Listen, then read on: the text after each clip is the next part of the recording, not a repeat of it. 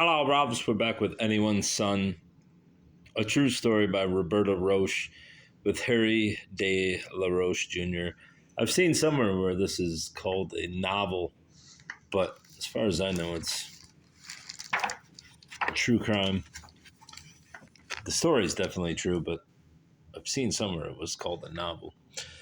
Anyway, number 30. During my long days and nights in jail, people continued to wonder about my lack of emotion, and they questioned why I could be so calm when talking of November 28th. Are you supposed to say 28 or 28th? But after you've told the story over and over again, it's easy to be matter of fact. In a way, I became even more closed while tolerating life in jail. But one thing that really sickened me was reading the autopsy reports and looking at the autopsy pictures. I didn't have to see them in jail, but I felt I'd control myself better if I had already seen them when I saw them in color at the trial. I only looked at each picture once, and John Taylor, who was with me, said, "Don't hold it in. You don't have to do that." I answered, "John, that's the way I am. But when your last memories of your family are pictures with their heads cut open, well, I can't talk about that." I had to have things to think about, so I thought a lot about getting out of jail. And I planned to leave Bergen County and also change my name. Roy Nielsen and I spent many hours talking about my future, and one of the things we mentioned was a career as a career as a mortician. Motherfucker. He knew someone who could help me in another state, and sometimes when I thought of it, it seemed like a good idea. I also thought of medicine or international law, and at times I considered political science or studying philosophy. I mean, I shouldn't be laughing. He's out of jail now. He might come and get me. I do think he's in a halfway house, though, so that's fucking brilliant. Hey, I want to be a mortician so I can kill more people and dress their bodies. Roy knew people in Europe, so we'd talk about going there. I also mentioned Israel or maybe South America. I slept a lot from boredom, or else I'd read or think while I waited for my trial in Superior Court of New Jersey at the Bergen County Courthouse. County Judge James F. Madden was assigned to my case. I learned that he was 57 years old and a graduate of the University of North Carolina and the John Marshall Law School. While I was waiting, I had so much time I'd often read 3 paperbacks a day. And once, when I started the book after lunch, I was up to page 738 by evening the following day. I kept a list of the books I read, and some that stand out in my mind were The Deep, The Court Martial of George Armstrong Custer, The Silmarillion, All Things Wise and Wonderful, All Creatures Great and Small, All Things Bright and Beautiful. Remember, I just talked about this a couple of weeks ago, that I have those books lying around. Wheels, The Gemini Contenders, The Rhineman Exchange, The Eagle Has Landed, Jaws, The Exorcist, The Odessa File, The Dogs of War, The Hobbit, The Lord of the Rings trilogy, The Day of the Jackal, and John Jake's Bicentennial series, another series I'd have lying around. The Greers continued to visit me, and each week they deposited money for me for cigarettes and commissary items. I had a few other visitors, too, since John Taylor made arrangements for Steve to come down with Jeff Fritz and Vinnie Trojan. It was hard to visit in a cubicle with a girl between visitors, but it was great to talk to people who weren't deserting you. Bob Gant came for several visits, and when Roy decided it would be good to have a girl visit me, he suggested it to Tink Thompson, a girl I knew in Luther League, who went to a nearby college and was often home weekends and vacations. She was a caring person, and even when she was very young, people came to her with their problems. Along with a lot of energy, Tink has great compassion, so she agreed to come down with Roy, and we've kept in touch ever since. She visits, writes, and sends me cards, and fairly often I even feel that I open up to her. By summer, John Taylor was planning a plea of 3 counts of not guilty and 1 of not guilty because of temporary insanity.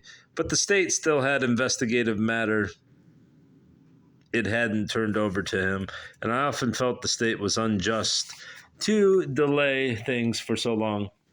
Sometimes I believe the prosecution was thinking I'd make a plea bargain if I had to wait long enough, but there's no way in hell I'd have made a deal. I'd never cop out to that. If I wasn't acquitted, I wanted to go to a hospital instead of a state prison. Of course you did.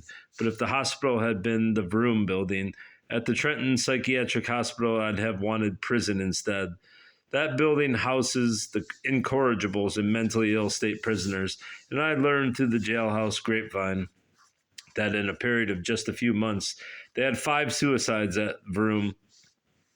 If I went down to prison, I felt that at least I would be raped, and maybe some other inmates might be after my life.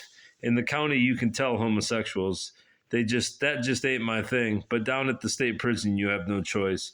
You have to bend over and they take it.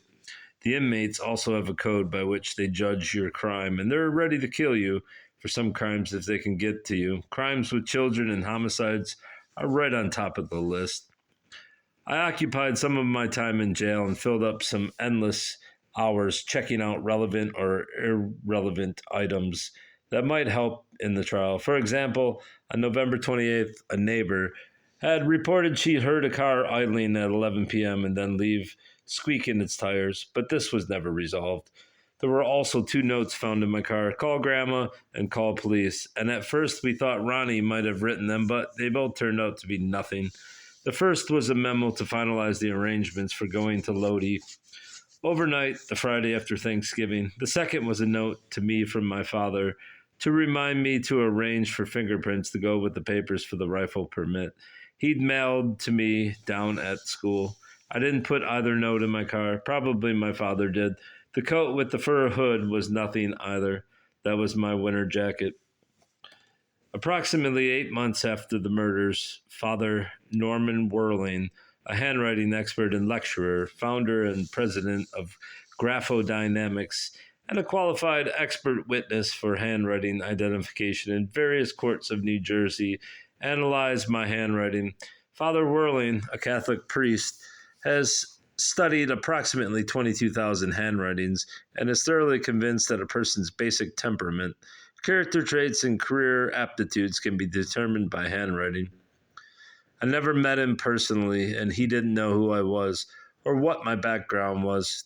When my handwriting was submitted to him, I kind of put a period there where it didn't belong. His report on a July 5th, 1977 sample follows. To understand this young man, one must recognize his basic phlegmatic temperament.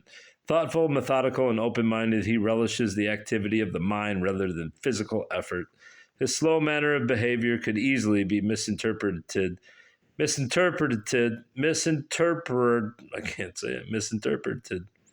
as laziness, disinterest, even disobedience and rebellion. More aggressive and dynamic adults may put more pressures and demands on him than he can bear, like a turtle that is being threatened and pulls into its shell. This young man, already withdrawn and isolated, can further recede into his own little world. Should he ever be driven beyond his limits of endurance, he would escape in some way. Physical flight, mental flight, into schizophrenia, or by open hostility. In the latter case, his episodes of anger would come as quite a surprise to those who know only his usual calm and placid manner. Caught between the demands of others and his own inclination to self-interest, a minimum of responsibility, activity, and functional productivity, he is beginning to deceive himself and others. Secretive by nature, he is becoming evasive and dishonest, partly to conceal his unacceptable performance and partly to rationalize his own deficiencies. Under the conflicts in such a situation, it is to be expected that his social contacts will be kept to a minimum, and yet he desires and needs more than the usual amount of sympathy, support, and companionship.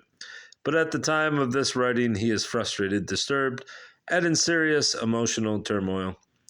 With all these problems, it is good to see that the writer's self-image and confidence remains at a high level. So too are his ambitions and plans for the future. In other ways, he is asserting his independence as an adult, breaking away from the child's dependency and the traditions in which he was reared. He is showing his individualism, but his new values and priorities are withdrawing from philosophical ideas to a more pragmatic, materialistic, and sensuous level. Although somewhat disturbed, his personality still has sufficient strength, balance, and coordination to indicate that with proper professional help he could solve his difficulties and mature into a useful and productive citizen.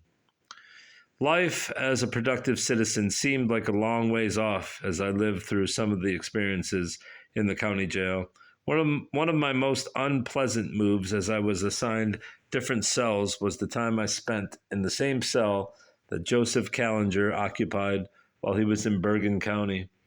He was the Philadelphia shoemaker who was convicted of robbery and murder, and as I lay on my cot in that cell, I could still see the shit he wiped on the ceiling and the wood covering the pipes.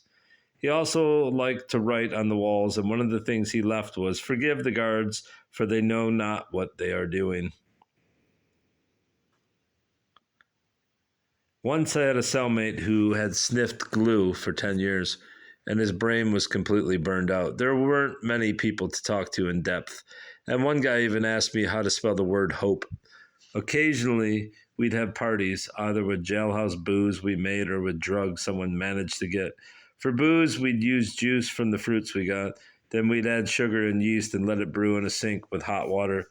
If we couldn't get yeast from the kitchen, we used bread instead. We also made up Applejack by straining applesauce through a handkerchief and adding a little water. There were all sorts of drugs smuggled in, though people who were caught with street stuff got busted right away. Often guys would save up pills if they had to take medication. Then, when they had a supply of pills, everyone had a party. I only got involved in that once when I took 2 Melorils, but they were mood-enhancing drugs, and they gave me a hangover in the morning that you wouldn't believe. By summer, I'd lost 12 pounds in jail since I didn't get very hungry in a place that was full of roaches and mice and other types of vermin.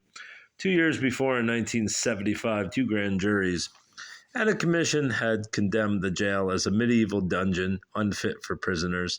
And while I was there, it was announced that it would be shut down soon. But it was hot as hell that summer, and you smelled urine everywhere. The plumbing was backed up half the time, and when somebody flushed the toilet on the floor above your cell, it usually started to leak. Once, when I was on my john, the water rained down on me. Rumor had it in late July that the jail would be closed in August, and at that time, all the inmates would be moved down the road to the annex, a minimum security jail, a quarter of a mile away. Even Sheriff Joseph Job declared the fortress was unfit for human habitation. When I heard of the move, I couldn't wait to get out of that inhuman place. And that's the end of vignette number 30. Goodbye, bros.